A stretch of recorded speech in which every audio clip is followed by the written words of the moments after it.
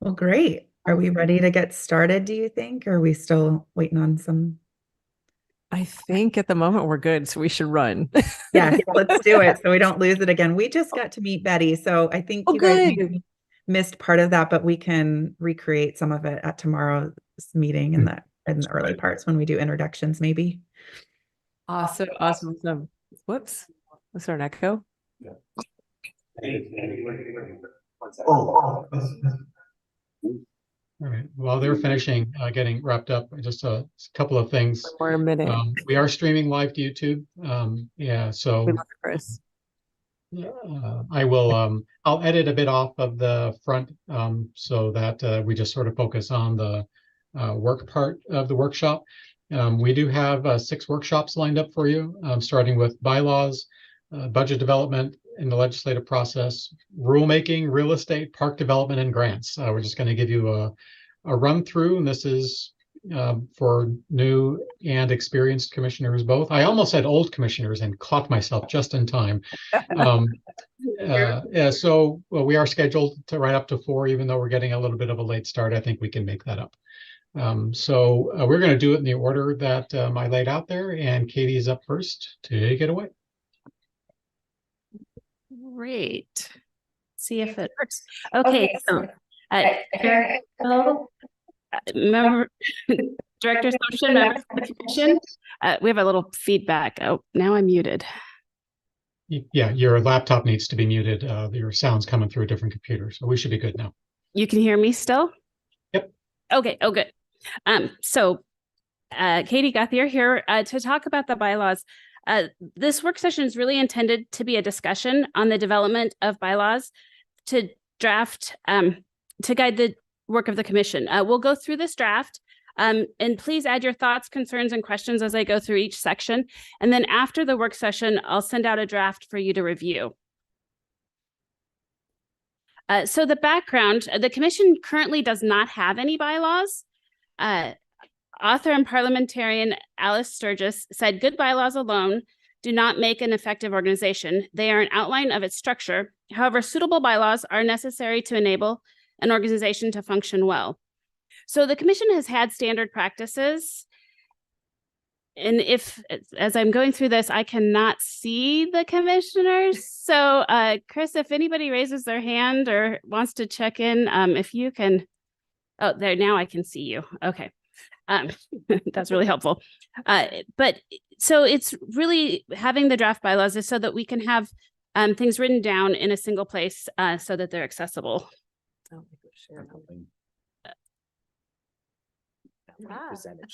should go to that. Oh, did it? Oh, did I delete the presentation part? Yes, you're no longer sharing the presentation. Okay. Oh. Can I move? It's gonna share your screen over there. So you could do screen 1 or screen 2. Okay. Basically.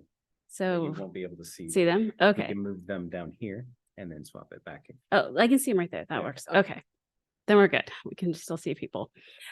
So it's really the intent here is to codify in practice what the commission is already following. And the draft came from reviewing other commissions. Most of this, we started with the Department of Transportation Commission, but took some things from other commissions and took some things out so that it was a simpler start. But if there are things that you think should be added or things you don't think we need to have, that's what this discussion is for. So to start with, the beginning, we start under appointments. The first is just the statute that establishes the commission. You have 7 members that are appointed by the governor.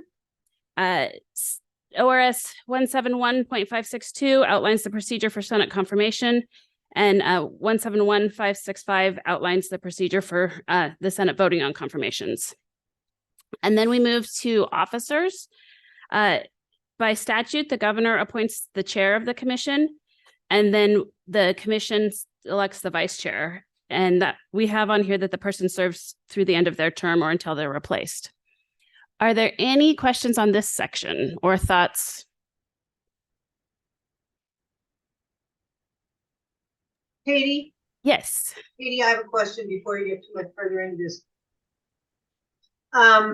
Was was this development of bylaws in any way driven by the governor's office? And did you have modeled bylaws from the governor's office as you started in on this process? No, the bylaws were modeled after other commissions. So we did not have the governor's office directing us to do this, but we have talked with the governor's natural resource office, letting them know that we're working on draft bylaws Okay, for the commission. okay, thank you. We were actually a little surprised we didn't already have them. Well, it It'd be a comes good out of practice. the state fair has bylaws they need re-upping, and the governor's office says, oh, we're gonna come up with model ones for you. Well, great, when? We need them now, and that hasn't happened. So that's the provenance of my question. Yep, we're in the exact same position. We just looked through other commissions and developed our own draft. Well, guess what, Katie? We're gonna be borrowing yours. So this is the first section. Next, we'll move on to the responsibilities of the chair. And there are 2 slides for this. The first are basic things under parliamentary procedure, preside over deliberations and meetings of the commission, call for a vote on the question of the commission, and then C adds for call of a special meeting of the commission. And that part is in statute. And then D, we did put sign required documents within 5 business days.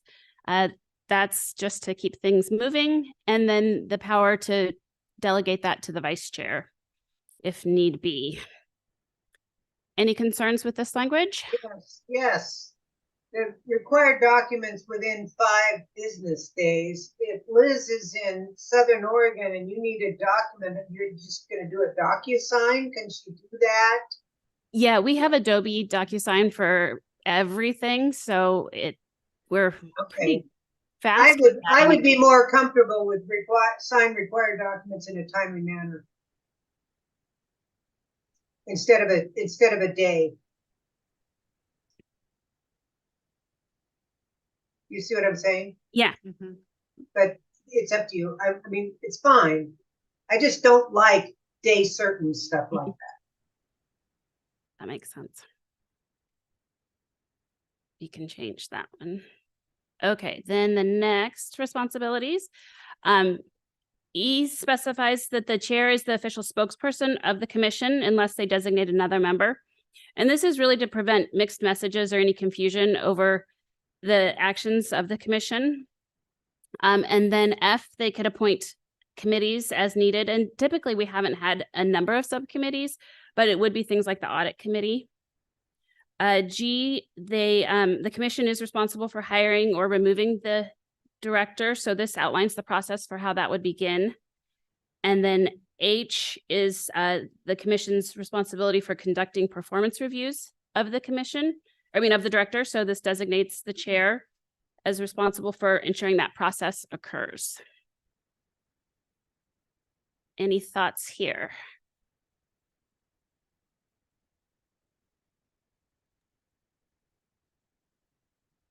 Okay, now, oh, sorry, did I miss somebody? Nope, just said seems straightforward. Okay, Katie, before you move on, let me think just a minute.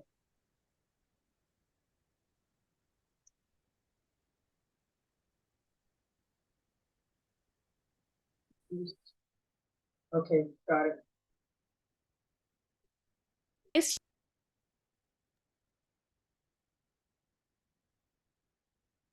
okay, then we move on to section 5 is responsibilities of the members.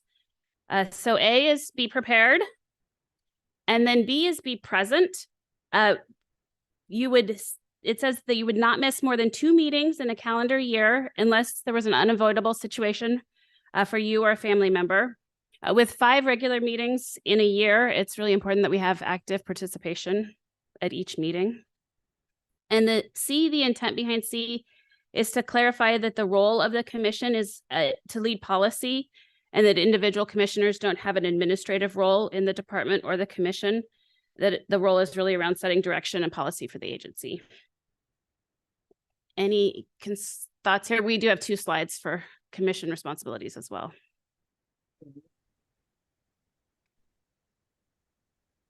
Okay, then this continuing on commission responsibilities, D is emphasizing that you'll have civil and respectful discourse in your discussions. And E is a reminder that you follow Oregon ethics laws. And F says you'll complete required trainings and follow policies that are required of all volunteers for the state of Oregon and the department. I saw you put your hands over your face, Vicky. There's always one. We will do our best to make them. Well, I have a Minimally- little problem with one more round of computer training when I don't own a state computer. Almost done. You're almost done. I just have a little issue, you guys. You're all good. We won't let you go. Just don't use our computers. Yeah, I'm not touching them. Any concerns with the language, not the trainings? Okay, now we move on to staff, the commission staff responsibilities. We also have 2 slides. The first slide is the administrative responsibilities for conducting meetings and ensuring we follow public records and meeting laws. And I'll let you read that one.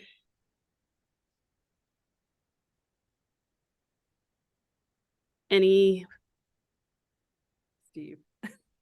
Gypsy. oh, Shipsy, go for it. So it says public participation requirements. Where would those come from? Let's see.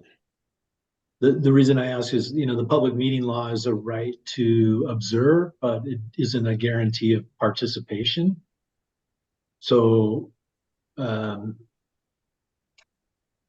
we could just. take requirements that would and say- generally be if we were holding rulemakings, but we generally have our rulemaking public comment periods closed before we bring them to the commission.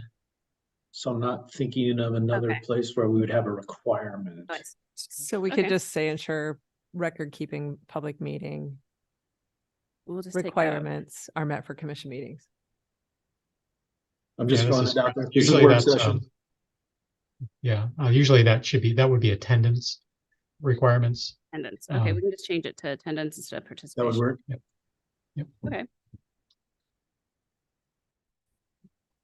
That's a good catch. Yeah. Good one. Okay, and then E is around development of materials. So you have the information you need to conduct meetings.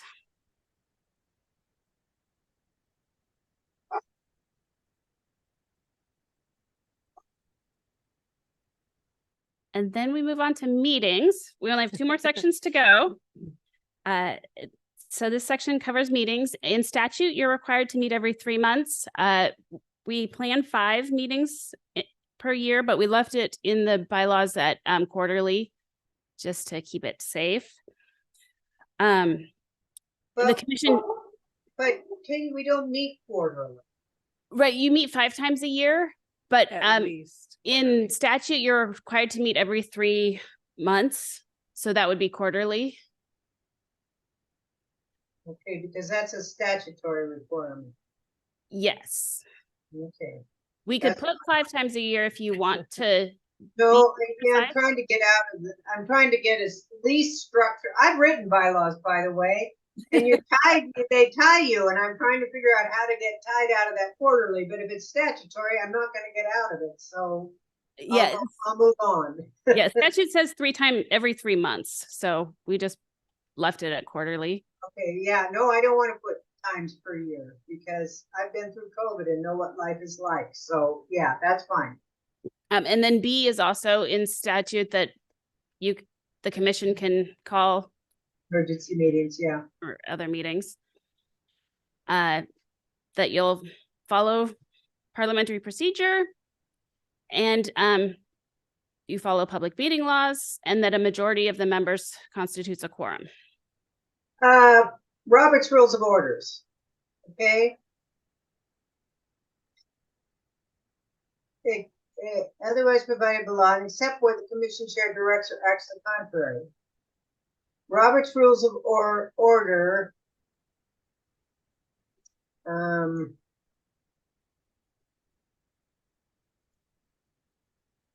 I'm thinking out loud here. Again, experientially, we have somebody who is all over the Fair Commission because I was in the chair, forgot to table a motion, and I'm getting an Ethics Commission complaint. So I don't like to get locked into, I like the language, except where the commission chair directs or acts to the contrary. In other words, if she directs or acts without Robert's Rules of Order, we're fine, right? Is that what that means, Katie? She or he? Yeah.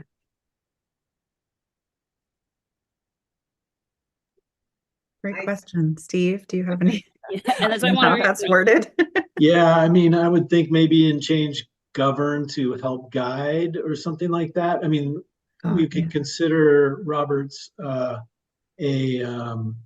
useful tool, But not. but it can get pretty stilted if you're Yeah. considering the second on the motion to approve the change to the whatever, and then does the second accept that? That it can get clunky, and if Liz knows it really well, I'm happy to try to sit there and observe, but I'll be a UN peacekeeper because I don't know Robert's rules well enough to I'll have my have book them out. govern. Well, yeah, New edition. if we could soften this to say Robert's Rules of Order, Shall guide. We can take govern, shall we can guide put the guide. parliamentary process and not lock it so that it has to be absolute, because let me tell you, Yeah. Yeah, Like, no, what that way makes to replace sense. it with And I That's do great believe that feedback. it looks like it would be the commission chair and then Robert's Rules of Order would be but saying guide seems great. It was not intended to make it, and we don't need newly revised. just take out, Take yeah, out newly revised. we can do that. And maybe we won't even capitalize everything that looks very, Yeah, it looks very. Official. yeah, Shall guide parliamentary process. We really mean Robert's rules. we won't be so structured. Okay. And then also on the meetings, so the vacancy doesn't impair the rest of the members of the commission from acting. And their meetings will be approved, the minutes will be approved. There is a new statute that requires that we broadcast all meetings live whenever possible. And then we put the recordings on our website as soon as possible. So we put that on there. And then we put unofficial public comment will be allowed in person and virtually when possible. It's specifically, we put unofficial because as part of our rulemaking, we don't allow public comment on our rules when you're adopting them because the public comment period for those rules has already closed. So that would be the official comment, and that's only when the public comment period is open. Does that make sense? Or are there questions about that specific piece?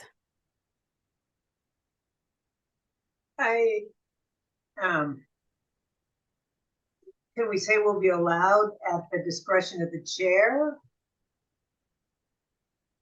So we don't Not a bad absolutely idea. have to have public comment if we don't choose to have public comment?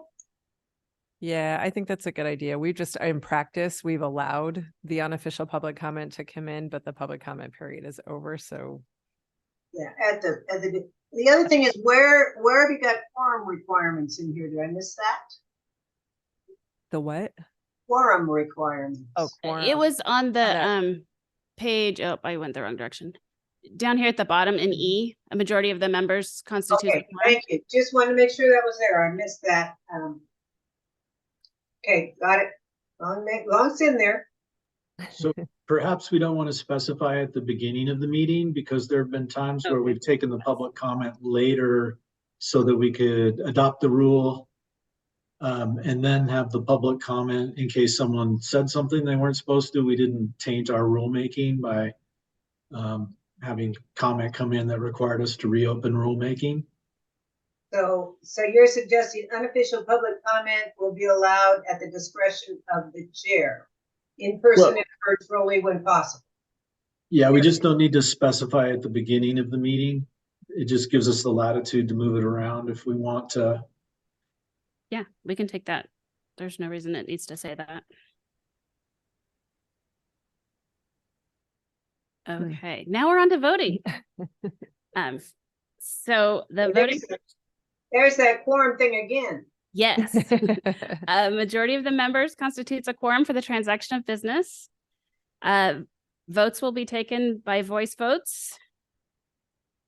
And it also outlines the declaration of potential and actual conflicts of interest that are outlined in ethics laws. Any concerns? And then the last section is how do you amend the bylaws? We put the procedure is written notification to all the commissioners with inclusion of the full text and a discussion at the next meeting, and then vote at a regular meeting, and the effect would be immediate. Back to the quorum question, I have a question. It's, is it the members that currently are appointed to the commission or overall number of commissioners that are supposed to be appointed by statute? It's the ones that are currently appointed. Okay.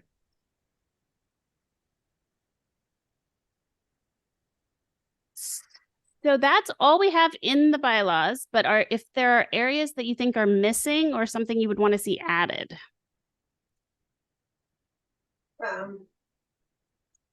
Katie, send me a copy by email if you wouldn't mind, so I can borrow it shamelessly. Yes. So after I will make the edits that you talked about today, and then I will send them out to all of you to review.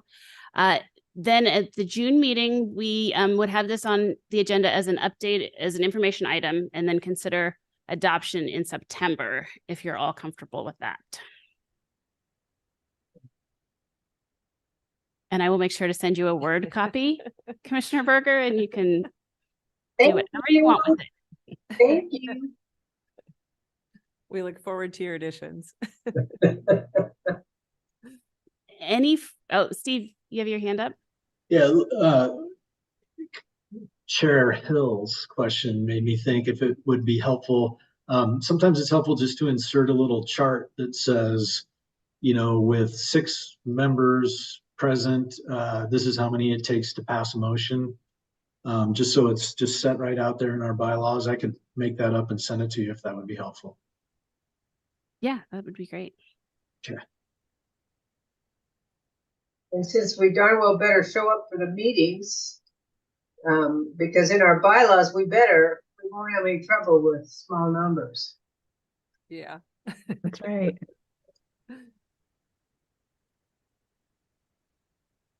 Great. Well, that is all I have for this agenda item, but thank you for the discussion. Thanks, Katie. And if you haven't been to the Capitol in March, there's a beautiful lights that will be up. So that is it. Awesome. Nice job, Katie. Awesome. Thanks, Katie. Looks like we've got budget development and legislative process coming up next. And this one will be fun. We'll all be learning at the exact same time. That is so true. Okay. Can everybody see my slides? And can you hear me okay? Perfectly. Okay. Even loud, Rebecca. That's good. Yay. Okay, so good afternoon, Chair Hill, Director Sumption, and members of the commission. I'm Rebecca Jasso, Financial Services Director. I'm going to be going over the budget process for you for the 25-27 biennium. I'm having a hard time saying that because I feel like we're still doing 23-25. But we are starting to work on the 25-27 biennium budget.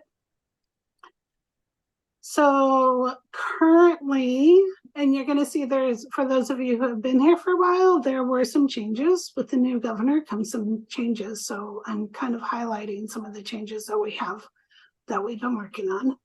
But we are currently looking at we're doing a review of current operations and the budget structure. Once the February 2024 session ends, we'll be assessing the impacts from that session. We're looking at the need for legislative concepts and the need for policy packages. Normally at this meeting, I would be bringing policy packages to you. I'm not doing that at this meeting, and we'll talk about that in a couple of slides.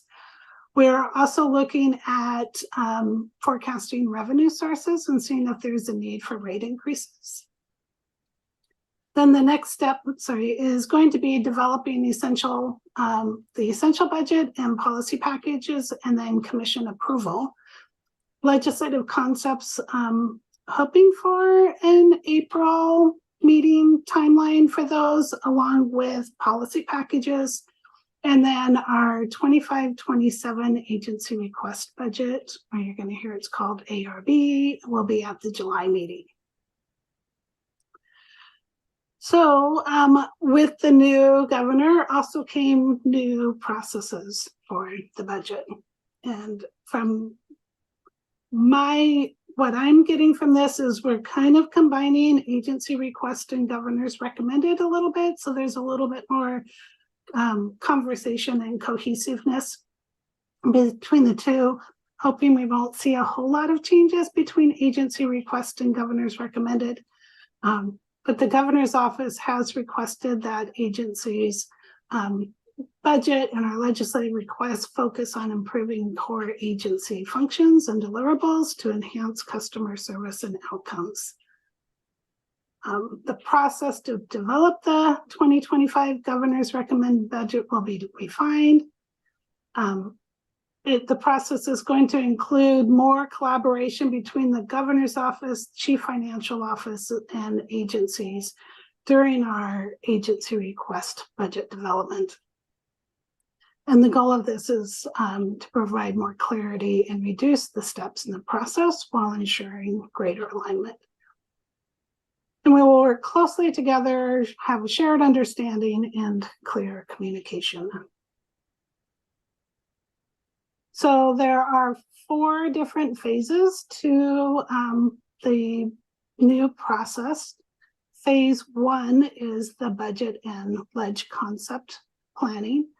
In January, we sent a list of proposed ledge concepts and policy option packages to Department of Administrative Services and to the governor's office. We also started having monthly budget development meetings. We have a natural resources cabinet meeting that we meet every month.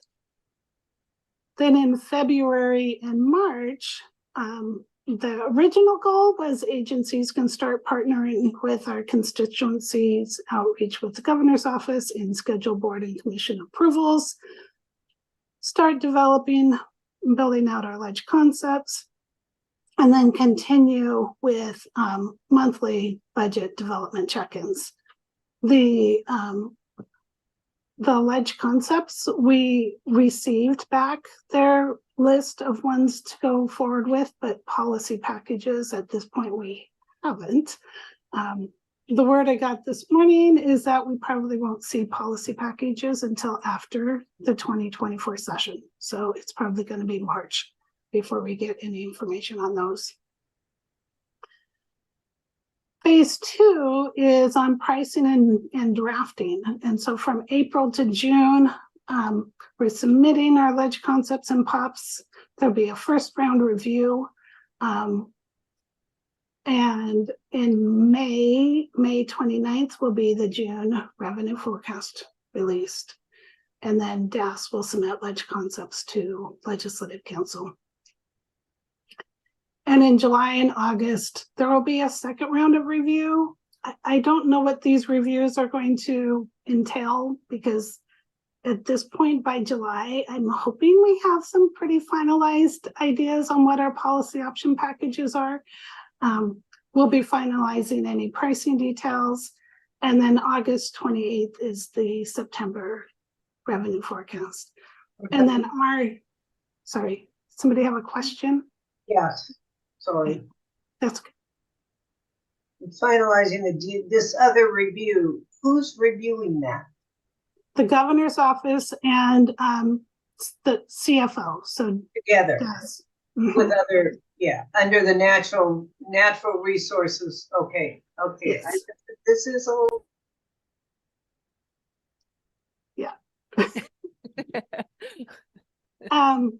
And then our agency request budget is due to be published on September 1st. So going through this process is going to be very interesting.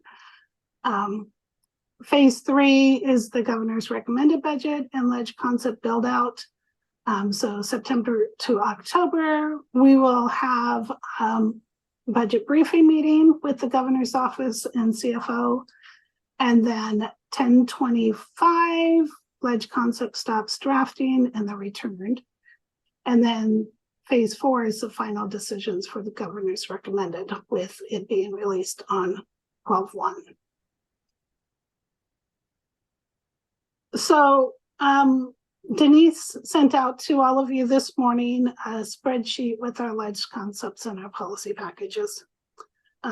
The one on the ledge concepts, there was only one that was green lighted for us to go forward, and that was the enforcement officer home address disclosure. The other ones were yellow flagged, which basically means that we need to have conversations with the governor's office. And so Lisa has scheduled those for us to talk about the other ledge concepts that are on the list. Lisa, Yes. rate increases, we're at the top of our scale. Is that going to be part of that conversation? I think Remember, we had authority to go. Where are we on that? it won't be a legislative concept. It'll be one of our policy option packages. Okay. So you also received a list of those policy option packages, and I'm going to put a caveat in here that that is confidential. We have not received the official okay on these. When we submitted the policy option packages in January, this is the complete wish list. So normally there would have been a little bit more vetting that would be done by the executive team prior to receiving it, but because we're getting kind of late in the process, Lisa and I wanted to share those with you. My budget team is currently working on pricing those out and looking at them in comparison to the revenues that we have. Right now we're sitting at about 30.5 million in policy package requests. We're probably more than likely not going to be able to afford all of those. So the list that will come to you, hopefully in April, will be condensed down from that, and it will be what we'll be able to cover in the budget with our revenues. And we'll go through into the priorities, and the rate increase is one of the top priority ones that we have in there. I'm going to pause before I go into revenues to see if there's any questions on I this. think Commissioner Berger muted herself before she got to say something about and she muted. So I'm assuming she said it's different. And it is very different because we don't know what our ending balance looks like. We don't know what our revenue forecast. I mean, we had none of that at the time. So we were like, fine, we'll submit everything we possibly can. And then we'll winnow that down as we get closer, but it is definitely different than it's been in the past. And I was not joking when I said we're all going to learn at the same time here. Yeah. So enterprise-wide, there was 500 legislative concepts that were submitted, and there were 1,100 policy option packages submitted. And more than a third of those 1,100 were from natural resource agencies. So I feel like the governor's office and CFO didn't realize the impact of what they were asking. It may have been better if they would have let us do our internal process and take to the commission and then come to them, because the number would have been significantly less. But large concepts they were able to get through. Policy option packages are just taking them considerably longer to go through.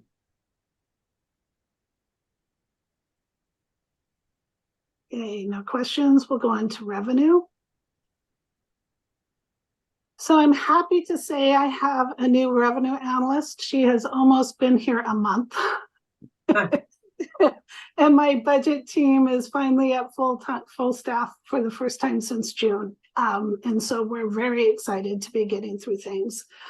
So she is learning our revenues, and she was very excited. She actually did the ATV forecast last week and was excited to get one done. So we do revenue forecast, obviously, to provide accurate and useful information on revenues available to the department and to allow managers and staff to make decisions. We use it to impact changing policies and impact of changes made to park properties, and also having reliable data available. So part of our challenges too are with the GO bonds on our park user fees, because we have a lot of parks that are closed for those. And so we're having to go through and really watch our revenue forecast and the timing. And we've had some that have changed the timing of their closure. And so we want to dig in and really understand what those numbers are. The revenue forecast is done in the current biennium. It's updated quarterly. And for future bienniums, it's done during this time period, January to March of even numbered years. And then it's updated through June and then monitored for major changes at each step of the budget process. So we'll look at it again at governor's recommended, and then we'll look at it at the end of the process for budget adopted. And then this is just kind of the philosophy of forecasting revenues low and expect expenditures to be high.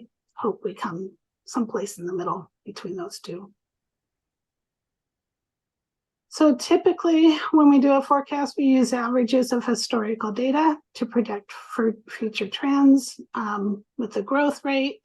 This time around, we're also having to look back at COVID. And so we'll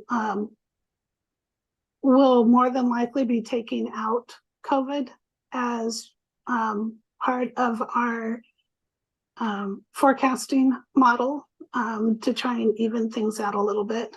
And we'll be considering new methods, especially with the new revenue analyst on board. And she has a lot of experience in doing revenue forecasts with Port of Portland, Portland School District, and with Harvard University in Boston. So I'm really excited to see what changes that Luna might recommend. And then the next slides are just kind of a quick snapshot of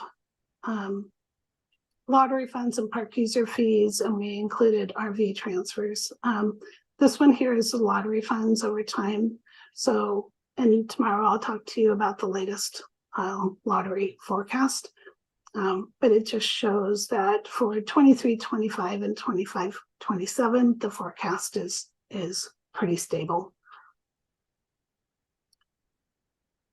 And then this is a slide on video lottery sides, their sales.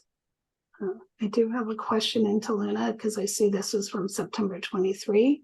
So I'll see if we can get updated information on this for the April meeting. And this information is provided to us from Oregon Lottery. RV fees, over time, this is relatively flat revenue that we receive in. Currently for the 23-25 biennium, it's estimated at 22 million. Park user fees, there's a slight decrease here in the 23-25, and I think that has to do with the closures of parks and go bonds. But we'll dig into this a little bit further. Park user fees includes day use, overnight camping, and reservation fees. And then ATV revenue over time for 23-25, we're showing a slight increase on our ATV. We've seen a significant, the majority of this increase has been in the fuels tax, many that we receive from ODOT. And this shows the fuels tax revenue compared to the permit revenue. That was all I had to share with you this afternoon. Are there any questions on revenues?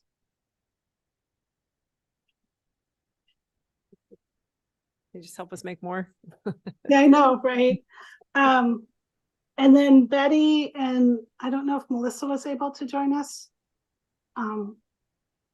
But I will be reaching out to you to provide some more in-depth training on the budget process and go into a little bit more detail on what our revenues are. And if there's any of the other commissioners that would like to sit on that, let me know and we'll get something scheduled. Thank you, Rebecca. That was really helpful. And let's see. Need to stop sharing my screen. Okay.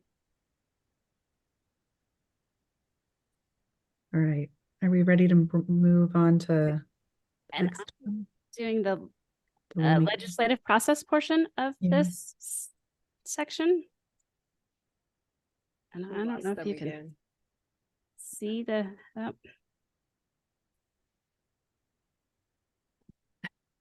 can you, Caleb's coming to say. can you help me get the? So I'll just, Chair Hill, Director Assumption, members of the commission, Katie Gauthier here with the legislative process portion of this. Okay. And hopefully Caleb will help me see people We'll see. again. I tried to do the share. This one. Yes, There you are. good, thank Yay. you. I don't know why I can't do that part. So I'm just gonna cover the legislative process. That Rebecca spoke about the budget process, but we wanted to just do a highlight over. Many of you have already seen this chart or you watched the Schoolhouse Rock version, but we wanted to do a quick overview about how, as an agency, we work through the legislative process, and it ties in with the budget process and the legislative concepts that Rebecca already covered. So you all have seen the public process of committees and going to the floor session and the governor signing or vetoing a bill. But as a agency, there's a lot more that we end up being involved with. So generally, this is the process that we go through as an agency. We are watching all of the bills that are introduced to determine what the impact is for the agency and what level of involvement that we're going to need. We start at the beginning by assessing the bills and assigning a priority level. We have agency staff that review bills and identify any issues that are that may impact the agency. Our fiscal staff on Rebecca's team will determine if there's a fiscal impact, and then we send those to the Legislative Fiscal Office, and they get combined with other agencies to produce the fiscal impact statements that legislators use. So it's not specifically just what we set the fiscal impact to be, but a combined impact for all state agencies.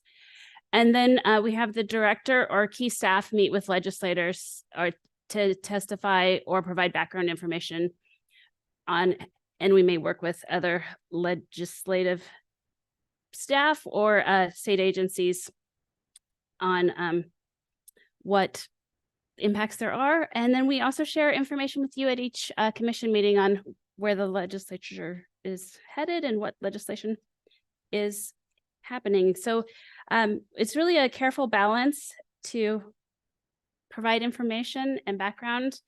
I think the thing we wanted to make sure is that as a state agency, things are slightly different. And I don't know why that didn't, there we go. We work closely with the Governor's Natural Resource Office on all legislation. We coordinate with other state agencies, but as an agency, we have no position on most legislation. In order to have a position, we go through the Governor's Office to make sure that all state agencies are on the same page and are aligned. That's why we only have a few staff that are considered lobbyists. Right now, it's Lisa, Chris Havel, and I. Sometimes we've had other deputy directors, depending on the legislation that is up. And if those deputy directors need to be in the building, we'll have additional deputy directors register as lobbyists. But it doesn't mean that we can't have staff testify, or if there's a commissioner that your voice would be useful, then we may ask you to testify on a bill, but generally we wouldn't have commissioners testifying on legislation either. So it's a very careful balance of coordinating how we're talking with legislators, but just testifying does not mean you need to register as a lobbyist. But if you're in the building a lot, then you do need to register as a lobbyist. And then you have to file a bunch of reports, and it's not fun. State agencies, the legislative concepts that Rebecca was talking about, we only do them on long legislative sessions. For short sessions, we don't have proactive legislation. It's only legislators that get to introduce bills for those. And Rebecca did a great job of talking through the whole process for legislative concepts. And I just wanted to cover the timeline of the legislature and legislative sessions for anyone who needs a refresher or a reminder. The long sessions are odd years. They're about 6 months starting in January. And then the short session is what we're in right now. And we'll give you an update about where we are with some of the bills. That is 35 days starting in February. And then we have the year-long legislative concept development. Implementation is where we do end up working with the commission. If there's rulemaking that comes out of a legislative session, we'll typically do that starting in your fall meeting. Most of the time, legislation doesn't become effective until January, but we will do rulemaking in the fall to prepare for legislation sometimes. So that's what we had on legislative process, unless there are any questions. That was a really quick overview.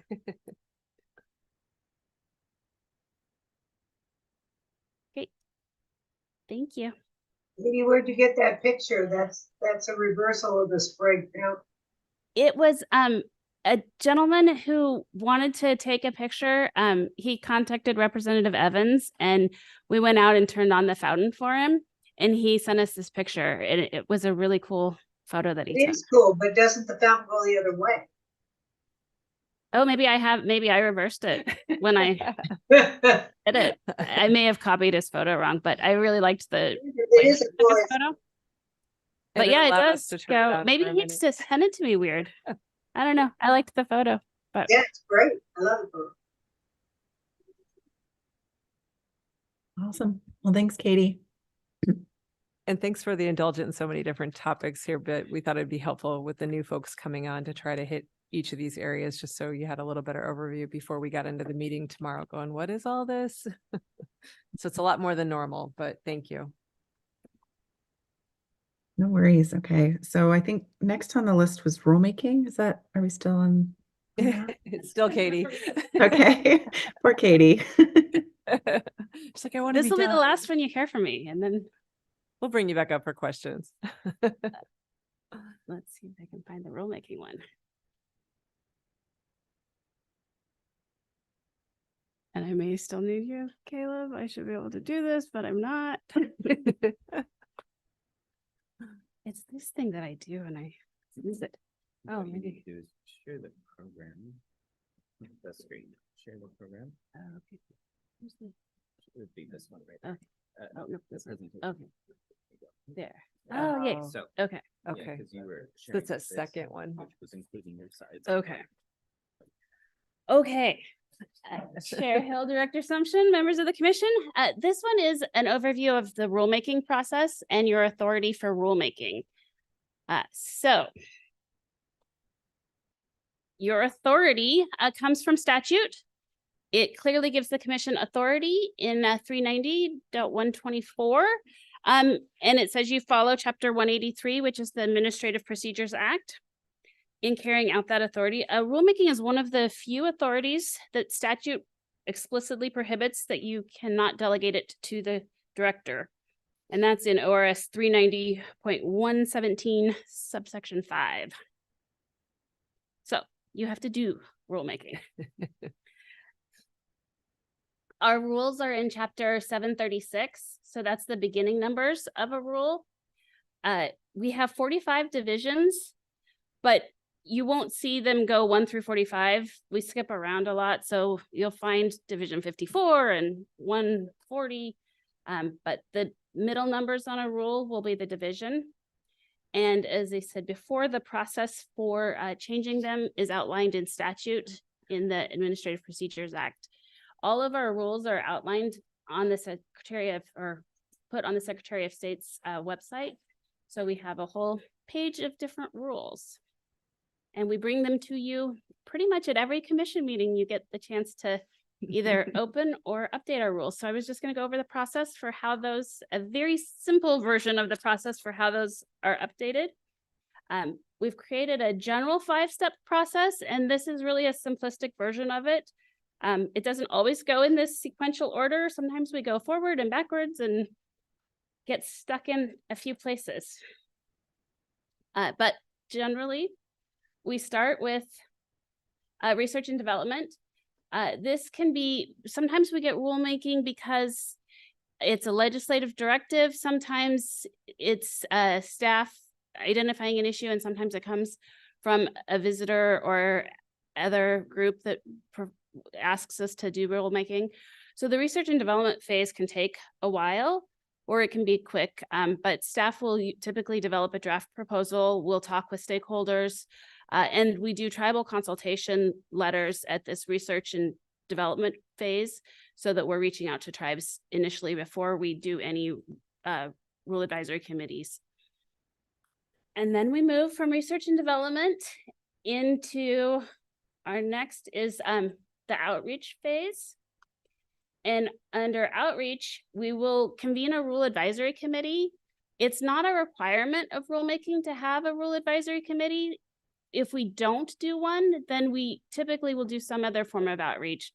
There are some that are administrative in nature, or it's the legislature directing us to do something. And in that case, we might not do a rule advisory committee. But sometimes there's another form of outreach that may be beneficial. In the coming year, you'll likely see a grant request to have rulemaking on the Main Street Grant Program, and they have a group that meets quarterly that is Main Street organizations. So we're going to bring draft rules to them to review. We don't need to create another committee. They already have a meeting. So that's why we aren't doing a RAC there. But we want to have some form of external outreach. And at this point, we will request permission from the commission to open rulemaking. This isn't a requirement of the Administrative Procedures Act, but it's agency procedure to make sure that you get a chance to look at things that we're planning and that you get the review option to know what's coming forward and an opportunity to weigh in at the beginning to guide the process. And at this point, we also share with DOJ the draft rules to see if there's any red flags or concerns that we need to be mindful of. Then we move on to the public comment portion. For public comment, we file rules with, and this is the formal piece, we file them with the Secretary of State's office. They go in a bulletin that is produced once a month. So it's the first of the month that it has to go in the bulletin. We typically have rules open for 6 weeks, but we won't do it for less than 30 days. There's some specific deadlines for how long between opening a rule and you making a decision that we need to contact legislators that we are mindful of, but typically 6 weeks is around when we will have a rule open. We may hold a public hearing. It's not required unless 10 people or more request one, but we typically do hold a public hearing on anything that is not an administrative type rule change. We've been doing most of our public hearings online. We actually get better participation doing them online, but we have done some hybrid. The last hearing we did on the changes for driving on the beach in Lincoln City, we did a hybrid hearing in Lincoln City and had people present in person and on testifying online. So that actually worked pretty well. We notify the public that of the opportunity to provide comments via press release on our website. And we have an interested parties list that we send an email to. You can register to be on our interested parties list on our website. And all legislators are on our interested parties list, so they get notified of any rulemaking. We take comments on our website, and you can email or mail comments as well. And then we also post our any public comment we receive, we post on our website on a weekly basis so that everyone can see the comments that are being received. And that's not a requirement, it's just a transparency process that we've developed. So now we're on to the agency review process. Staff will analyze the public comments and we develop a response to public comments generally and determine if there's a way to address the concerns that are raised in the comments or changes that need to be developed to the proposed rules. Then we will have DOJ review the proposed rules. And at this point, we may seek additional feedback from IRAC or reopen the public comment if there are significant changes that we feel we need additional public feedback on, or we may then move it to the next step. So this is kind of where where rules can move backward in the process or move forward, depending on the types of comments that we receive from the public. And then we move to request adoption. Staff will present recommendations to you, and as a commission, you have the option of adopting the rules as they were proposed. You can make minor amendments, or you can refer it back for additional public comment, or you can table and choose not to move forward with the rule changes. If you do adopt any rule changes, they're filed with the Secretary of State's office, and then they go to the Legislative Council as well.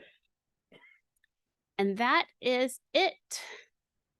This is just a list of upcoming rulemaking that we're expecting in the next year or so. Exclusions and the Rocky Habitat shore changes are up tomorrow, so you'll see that.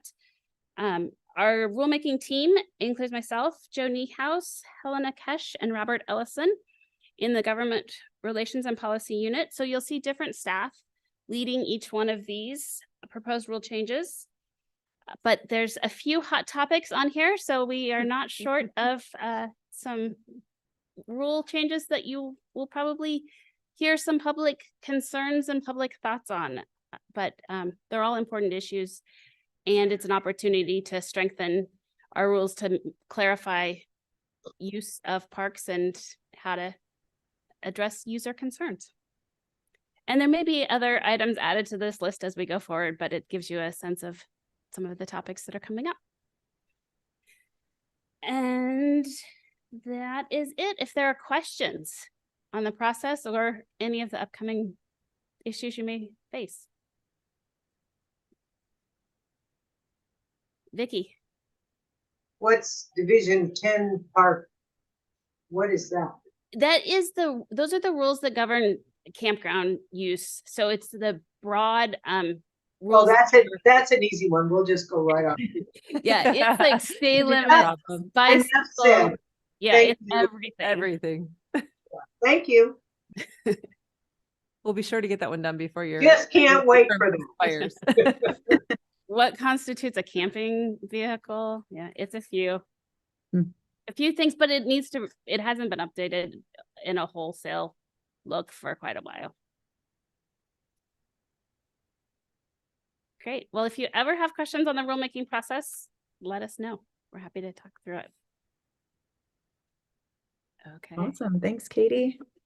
Thanks, Katie. Moving on to real estate. Matt will need a moment to figure out how to share and all those good things. Yeah, no worries. I think we made it harder by trying to be in person for some of us. Yeah, the hybrid is always hard. Yeah, it's easier to everybody be virtual than to have the hybrid. Caleb and Daniel are up for the task though.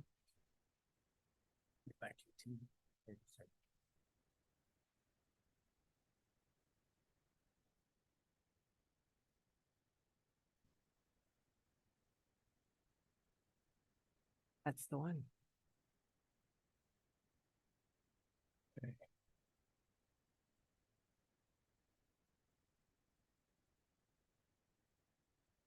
Can you see that okay on the screen? Great, okay. Chair Hill, Director Sumption, members of the commission, good afternoon. Matt Rippey with Oregon State Parks. I'm here today with two workshops, the first of which is going to focus on your role and authority in oversight of kind of acquisition and disposition of the state park system. And really, I want to talk through both where that authority comes from and then how it's put into use within the system. I think I'm going to have to do that. Okay, quick agenda. So we'll talk through the related statutes and laws, and then the updated acquisition policy along with some recent acquisition examples.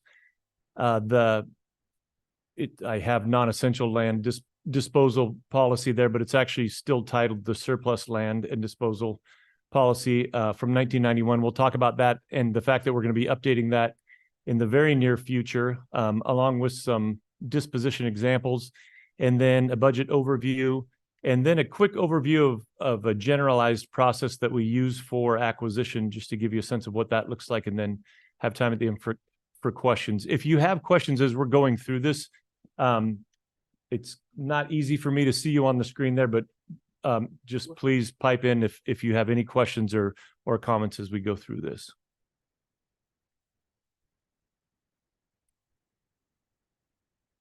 The first statute that really starts to talk about the authority of the commission to make these kinds of decisions is in 390.117 section 5. And actually, Katie just touched on this a little bit ago. There are a lot of things that the commission can delegate to the Parks and Recreation Director, with the exception of the power to adopt rules. And then there at the bottom, you can see underlined the powers within ORS 390.121, which we'll get to in here next. I tried to put more pictures in here. I'm sorry for all the words. I promise I won't read it all to you, but it was hard to squeeze in photographs.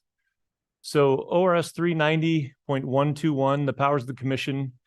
So in carrying out its responsibilities, the State Parks and Recreation Commission may acquire by purchase, agreement, donation, or by exercise of eminent domain, real property, or any right or interest therein. I won't read the rest of that, but it gives you a sense. This is where it outlines the ability of the commission to acquire property for the state park system. Further down in that statute, you can see boldened section 3, sell, lease, exchange, or otherwise dispose or permit use of. That's where it gets at the disposition of property out of the state park system. So again, this is just context to show where the authority of the commission comes from to make these kinds of decisions.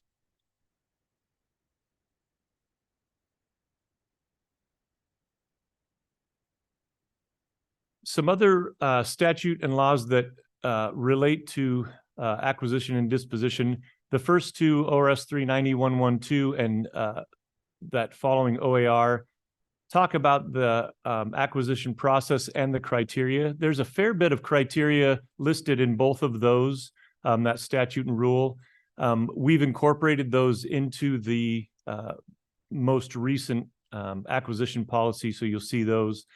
And then the last one talks about establishing priorities for acquisition. That's something that the agency engages in as well. And we will be bringing you, our real estate services folks will be bringing to you at the April exec session, that list of priorities to go through.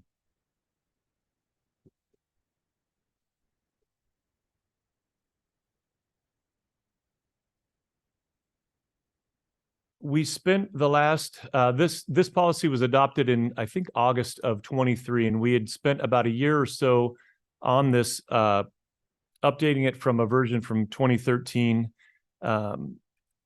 It has incorporated all of the statute and rule. The way I like to think about this is statute and rule really gives us the parameters around how we look at property acquisition. This gets at the philosophy of the agency around how we view acquiring property into the state park system. So you can see that first part. It's the thoughtful real property acquisition and exchanges to ensure that the portfolio provides public benefit to the state park system, its visitors, and the people of Oregon. I'll go through the goals and criteria next.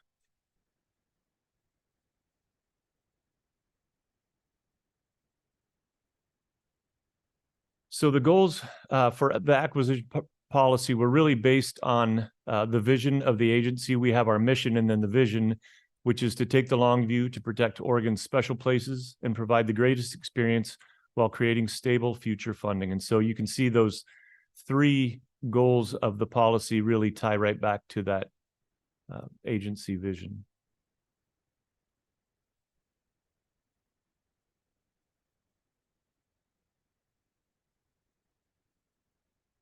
And then here are the acquisition criteria. Again, these are taken from statute and rule and really consolidated into, again, what I like to think of as kind of the philosophy of the agency around the mission, impact, strategic objectives, urgent opportunities, and engagement.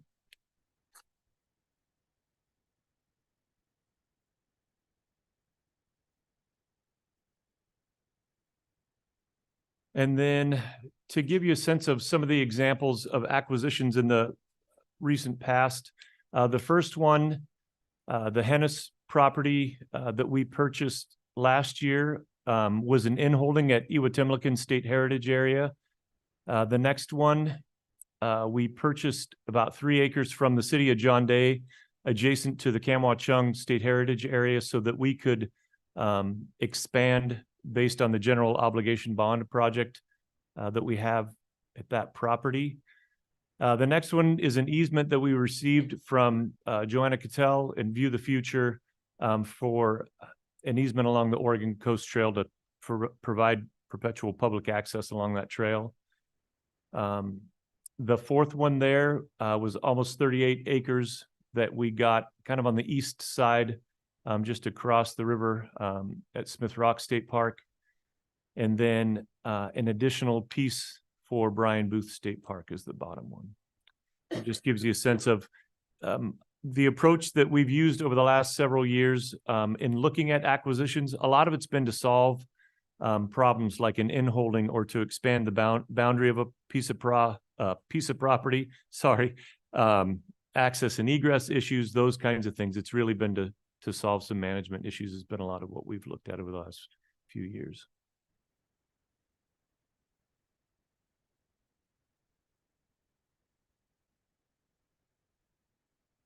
Moving on, this is the 1991 surplus land and disposal policy.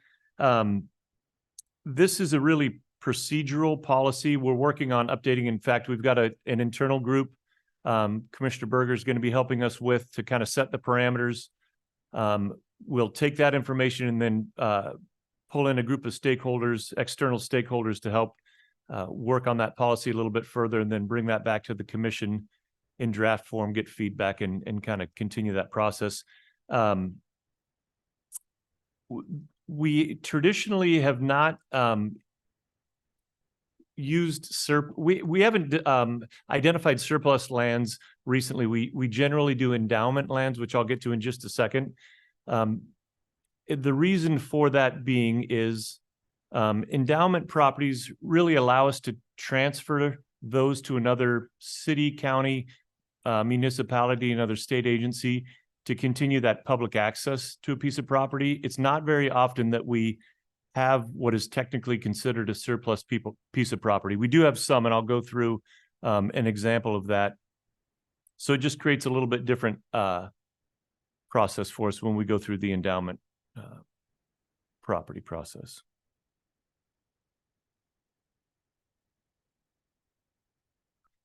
So some examples of recent dispositions. We transferred after a 2-year agreement with Lynn County. Lynn County took over management of Cascadia State Park for a couple of years, and then we eventually transferred title of that property over to them in 2022.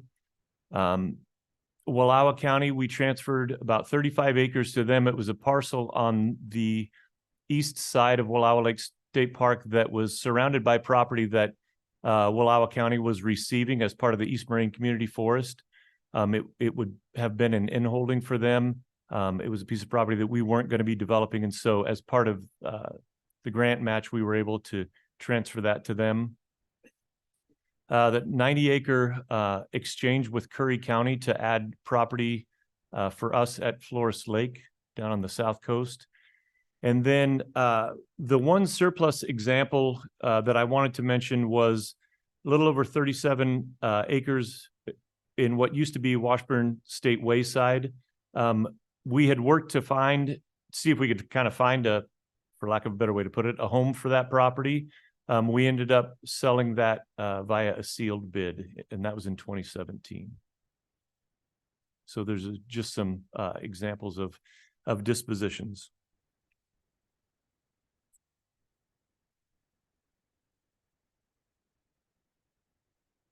I wanted to provide a little bit of information on the acquisition and property budget.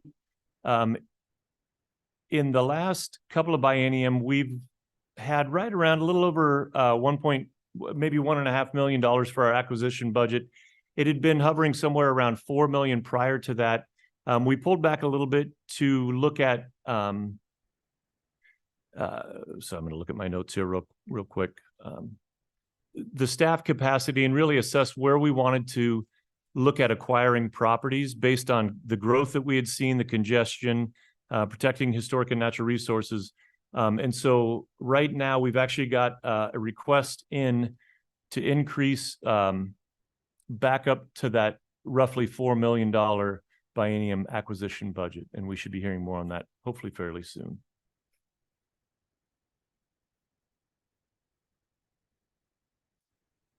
And before I get to the end there, I did want to just kind of generally go through the acquisition process.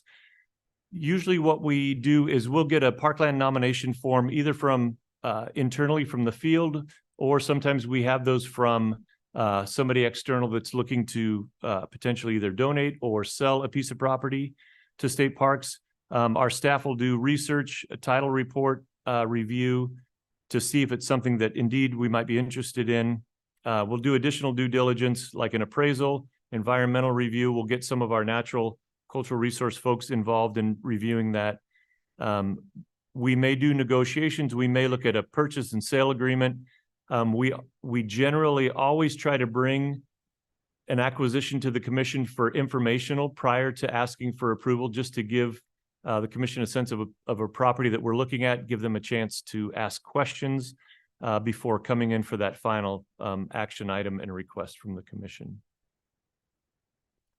And that really is all I have on the real estate services acquisition and disposition. Any questions? I have one. Yeah. It's Steve Grasty. I think you just said that there's a request in to double the budget for acquisition. And if that's right, what changed? So you can kind of see here back in 2015, 2017, we were right at about $3.5 million. That was scaled back to kind of assess our real estate program. Look at the staffing that we had. We were starting to see an increase in visitation. So we wanted to kind of put together a sense of where we would look to acquire properties. And then, of course, COVID hit, so that slowed things down, and we're kind of just getting back to where we have, based on kind of that prioritized acquisition list, we have quite a few properties that we would like to move forward with acquiring. Does that help answer it, Commissioner Grasty? I think so, but I'd be really curious to have a look at what and where and why properties might be on that list sometime, if that's possible for the commission to do. It will be in exec session in April. We're going to bring that list to you.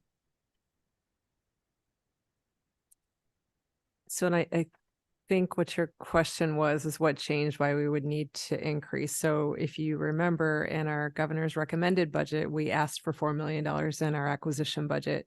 And when it came out of legislatively adopted, it was down to the 1.7. So we've gone back in and said, hey, we're in a financial situation where we have the ability and the capacity. Property is not getting cheaper. And with the GO bonds, there are property acquisitions or easements or just details that need to be figured out so that additional money would help us actually get those projects done. So we're in conversations right now with the legislative branch trying to figure out how to increase that acquisition budget. As you all saw at the last meeting, you had a room packed full of people wanting you to buy more property, and 1.75 million is not going to get you close to that.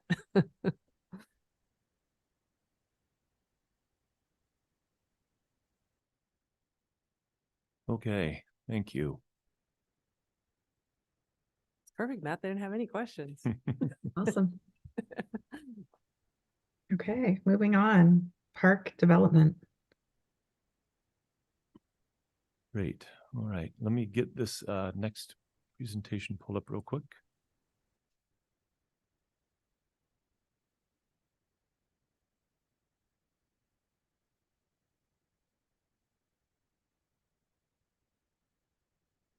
Woohoo. Look at that. Okay, Chair Hill, Director Assumption, members of the commission.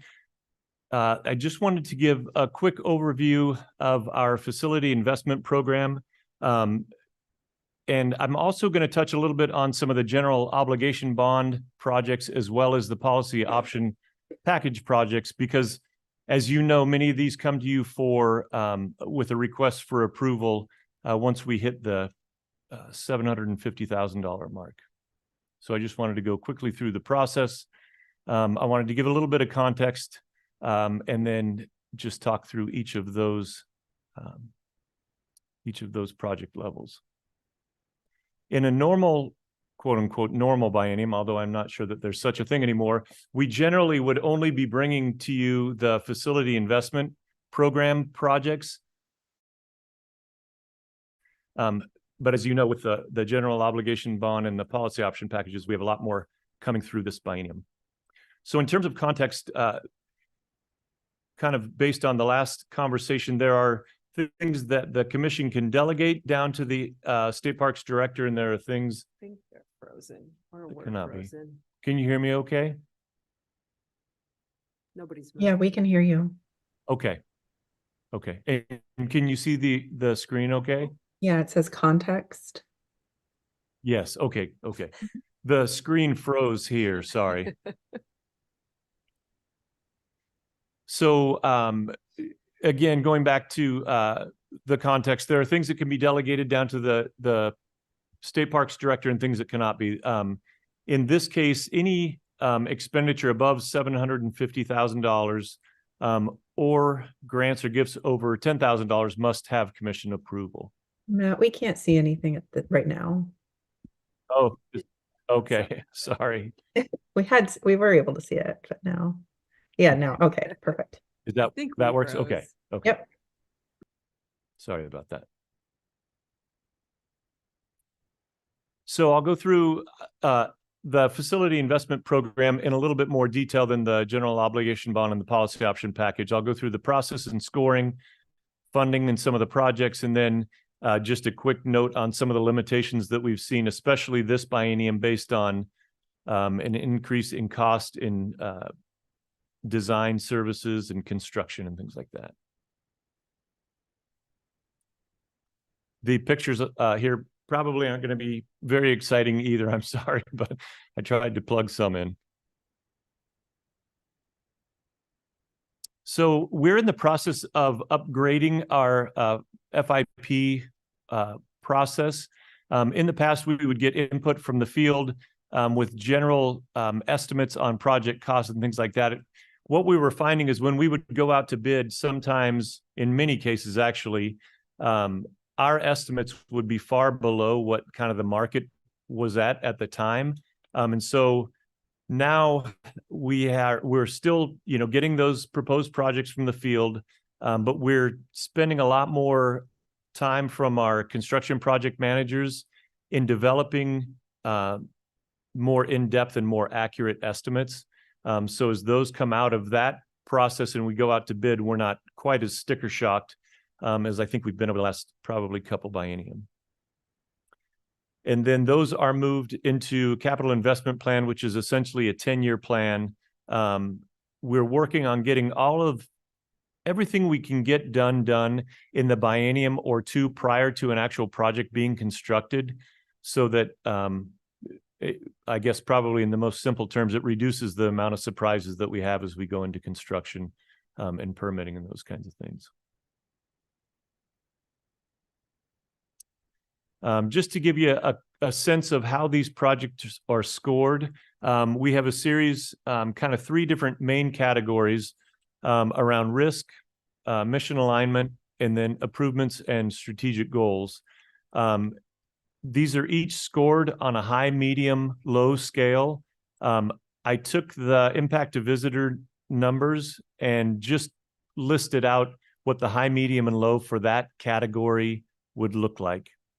And so obviously, if we're running a project through this scoring process, the more that it gets a high mark, the more likely it is to be constructed sooner. If a project is going through and has high and medium and maybe even a low score, it doesn't mean that that's not going to happen. It just isn't going to set up as high on the list as, something that's getting higher scores would.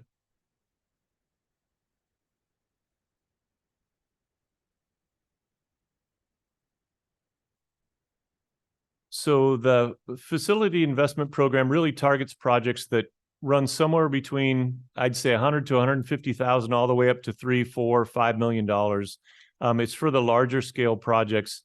Most of the ones that that come to you obviously are going to hit that 750 or higher. We currently have $14.5 million set aside for FIP this biennium, which is pretty normal. That's about what we look at each biennium. One of the policy option packages that Rebecca mentioned in one of the earlier sessions, we're looking to increase that permanently, again, because of inflation, because the costs we're seeing for services around design, services around construction, we're seeing a pretty dramatic increase.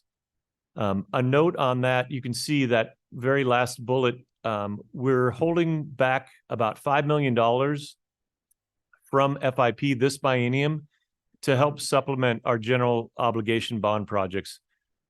As we have gone out to bid, again, both for design and construction, we're seeing anywhere between 10 to 30% increases on the costs of those projects. So we're setting aside about $5 million this biennium. We're anticipating setting aside that much next biennium as well to help supplement those projects.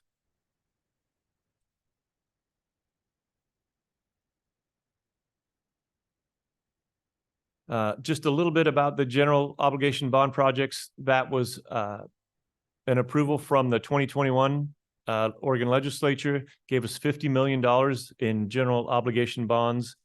It also gave us the debt service from general funds on those bonds. We developed a project list, which I believe you're all familiar with. I won't go through each of these. Just wanted to be able to show that there. These are the ongoing projects at various stages.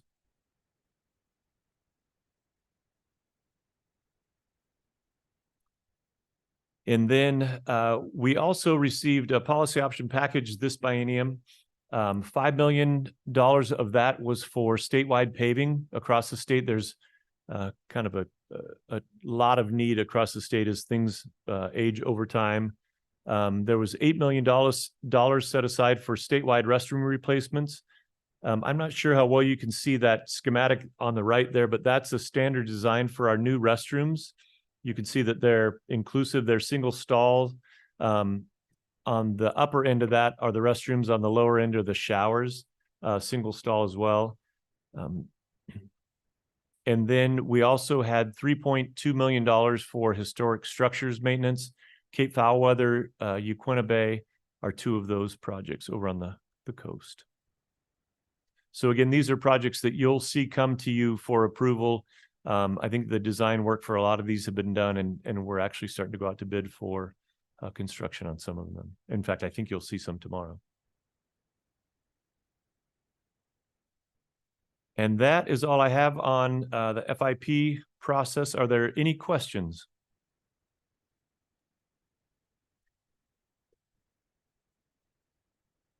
Okay, thank you so much. Thank you. Man, we're Yeah. moving right along. We don't. Oops. I don't know where All they're- right, we're on grants now? Is that right, Lisa? We are. Yeah, so there you are. Sorry. And Michelle, I think, is virtual. So hopefully she can, it'll be easier for her to do this than it is for us here in the room. Look at that. Good afternoon, everybody. Are you seeing my slide presentation? Yes. Okay, Yes. great. And we're already on the home stretch, so this is good news. Good afternoon, everybody, commissioners, Chair Hill, Director Assumption. I'm Michelle Scalise, the manager of the Grants and Community Programs section at OPRD. Our section is within Central Business Services Division, led by Stephanie Coons. And we are officially called the Grants and Community Programs section, but I did make a point on the slide to say recreation grants, because we do have some heritage grants through the agency. I just wanted to differentiate the two. And you will be getting a training on the heritage grants at a later meeting.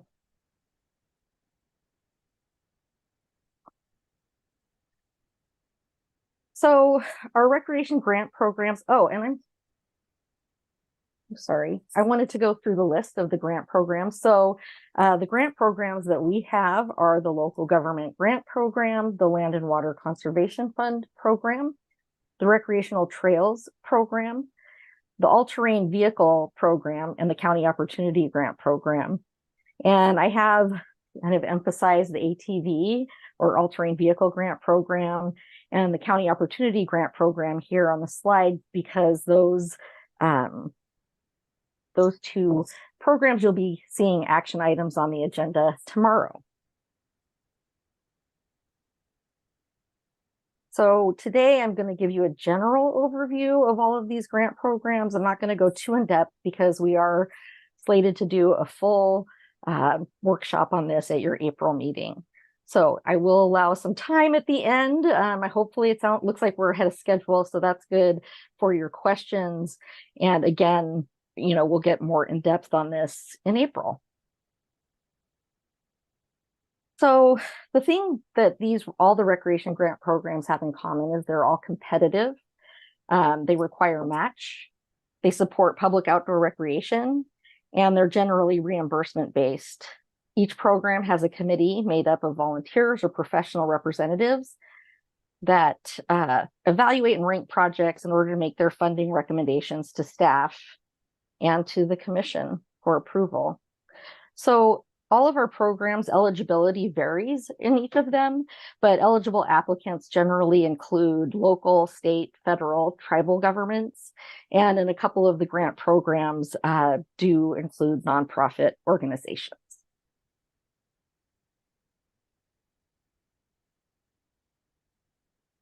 So I wanted to talk a bit about the commission's role with the grant program. So the commission's role is to review and approve committee recommendations. And so before the grant committee provides recommendations, there's an application process, and those go through a thorough technical review by grant program coordinators. And the advisory committee has already ranked and evaluated each application utilizing set scoring criteria. And that scoring criteria varies by program.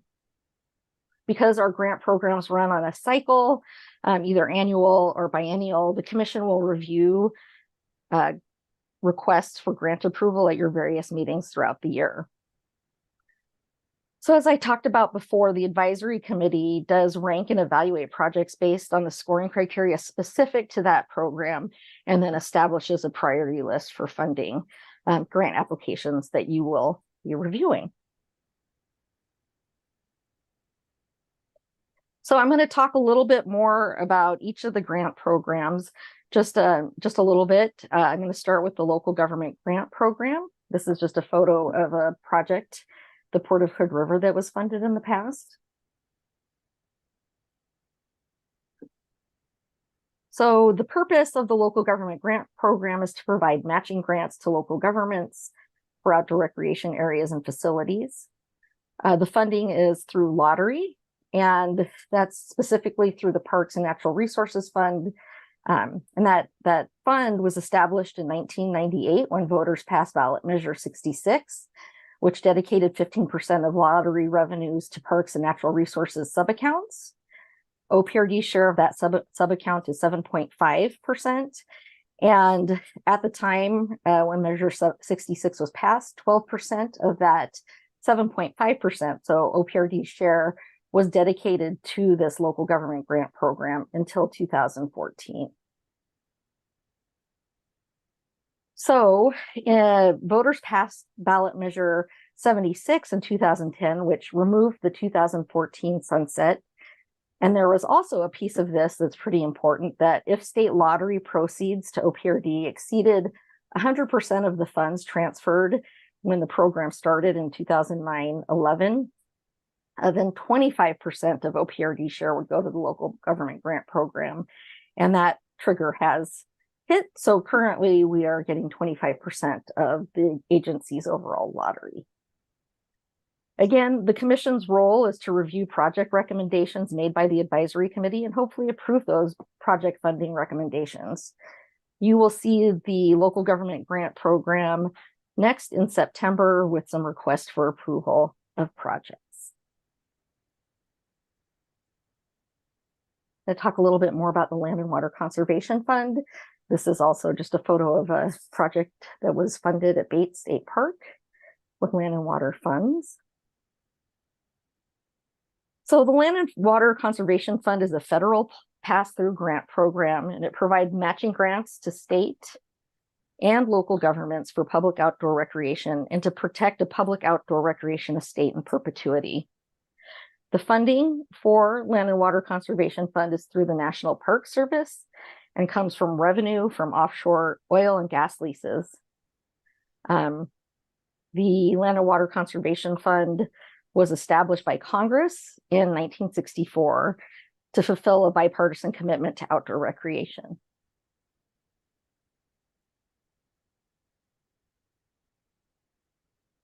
So again, the commission's role is to review the project applications and hopefully approve funding. And then next you will see the Land and Water Conservation Fund at your next April meeting. Onto the Recreation Trails program. This project is in Salem. It was a conversion from the Union Railroad Bridge to a pedestrian bridge. That one actually not only had recreational trails program funding in it, it was also matched somewhat by a local government grant program grant. So the purpose of the Recreation Trails program is to provide matching grants to develop, expand, and improve public recreational trail opportunities. This is a federal aid assistance program of the U.S. Department of Transportation, Federal Highway Administration, and it is funded through federal fuel tax.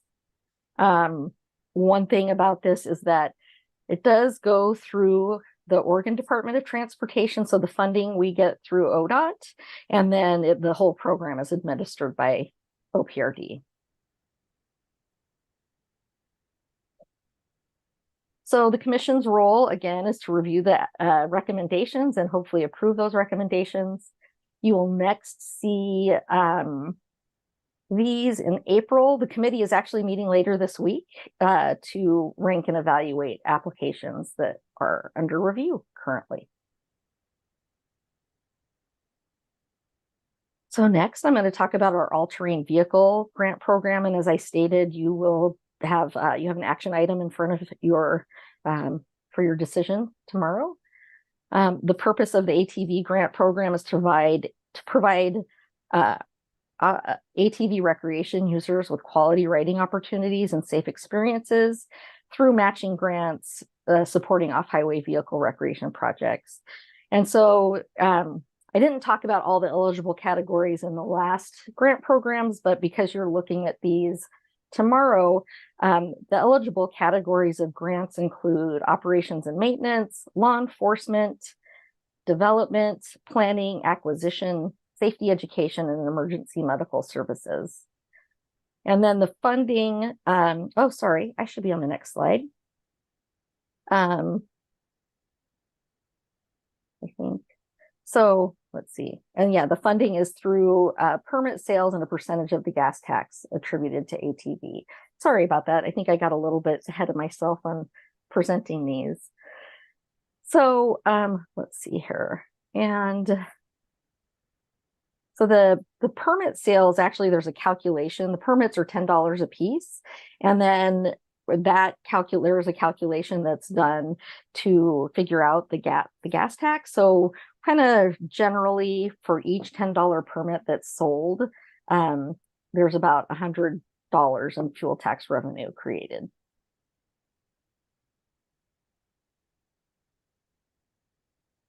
So the all-terrain vehicle program was created in 1986 and operated under ODOT until it was transferred to OPRD in January of 2001. One thing I would like to note just in this area is that there are no riding areas in state parks on OPRD property. The closest that we have is at Honeyman State Park, located in Florence. In the G loop of that campground, there is access to the dunes so that those campers don't have to trailer up their machines, go to a staging area. They can just ride directly from their campsite out into the dunes. And like I said, it's just contained to one loop at that park. Michelle, can you explain why it was transferred? Why the ATV program was transferred? I know a little bit. So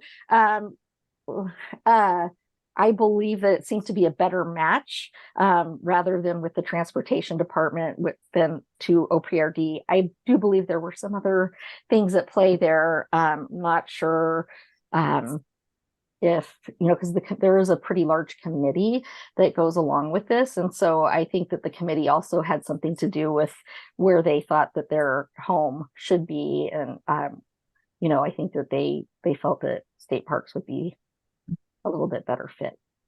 So, yeah.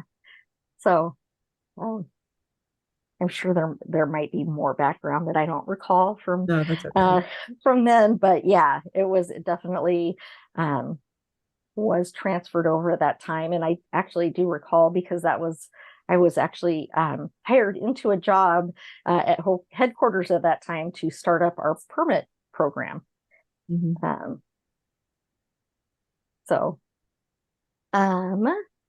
Let's see. So I did want to just mention as well that there's a lot. The ATV program is pretty broad besides the grants that we award. We have an ATV safety and education program. We have the permit program. Obviously just an overall advisory committee. And then there's the advisory subcommittee, and that's the committee that looks at grants and makes those recommendations. We also have the newest part of that committee is the ATV Highway Access Routes Advisory Committee. And that's just to review, sections of highway throughout Oregon that may want to allow ATV access, because that's generally not allowed. Okay, so the commission's role, actually, this is one, I know that I've repeated that with the last several grant programs, that your role is to review recommendations for the grants and approve the funding, which is accurate here as well. Also, this is the only grant committee that I'm talking about within recreation grants that the commission also appoints ATV committee members. So next, you will see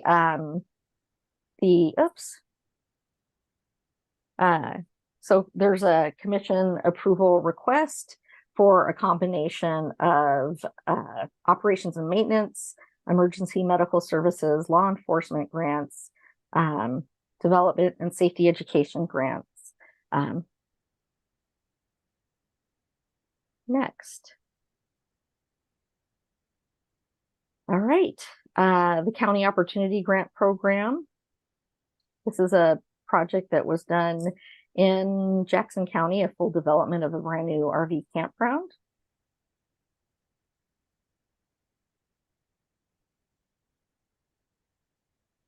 And so the purpose of the County Opportunity Grant Program, it provides funding for county park and recreation areas that provide camping facilities.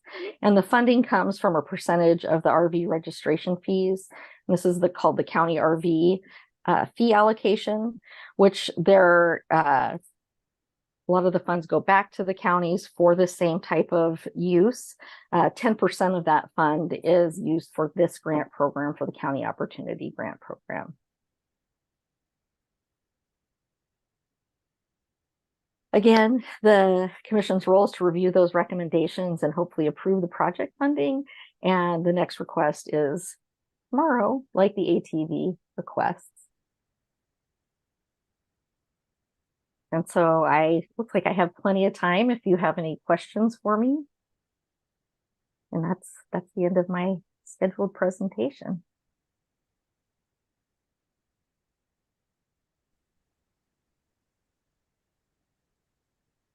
Doesn't look like there's any questions. Okay. Awesome. Sharing my screen.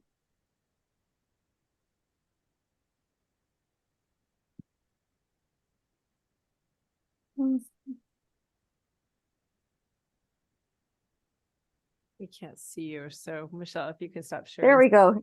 Yeah, I was trying to find the stop sharing button. It's like it kind of shifted from one place to another on here. But anyway, yeah, so I will be seeing you all again tomorrow. Looking forward to that. And yeah, if you have any questions now, that's great.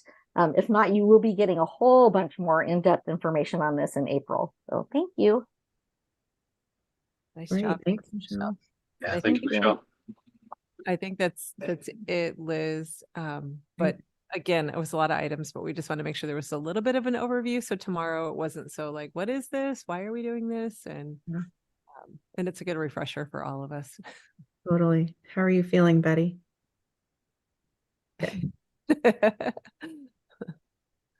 Good. All right. Well, I think with that, we can adjourn. I don't know what the proper word is for work sessions, but until tomorrow. Chair. Yeah. And then tomorrow we're at 8:30. Is that right? 8:45 for executive 8:45. session. 45 tomorrow. 8:45. For the record, it's snowing in Salem. Yeah. I was just looking out and I'm getting all these notices that power's out at home. And so I'm going to stay right here in this warm, cozy Fish and Wildlife building. I can't understand how you always do the February meetings in the middle of a storm event. Well, That's that's why we're not live. That's why we're virtual. Yeah. Although I will point out, Matt and JR did make it through the closed highways. Oh man. They might not get home, but they're here. And for the record, Dennis, Saturday's weather at the coast is as good as it gets ever, anytime. It was perfection and you could take credit. Yeah, no, that was wine and seafood here in Newport, and they were packing the town, so it was beautiful. And then they got used to it, and then Sunday it just ripped some good weather right back at them and shut it down. Awesome. So you do have 2 links for tomorrow. Those are separate meeting links from Zoom. We did receive quite a bit of written public comment. I sent you emails with links. There's 37 items there, and some of them are quite lengthy. You're welcome. We do have also 15 people or so, pardon me, 18 people signed up for the general public comment section tomorrow. And it's all on related issues to the written comment that you'll see there. If you have any questions about what you're seeing there, or have any problem accessing it, just shoot me a note.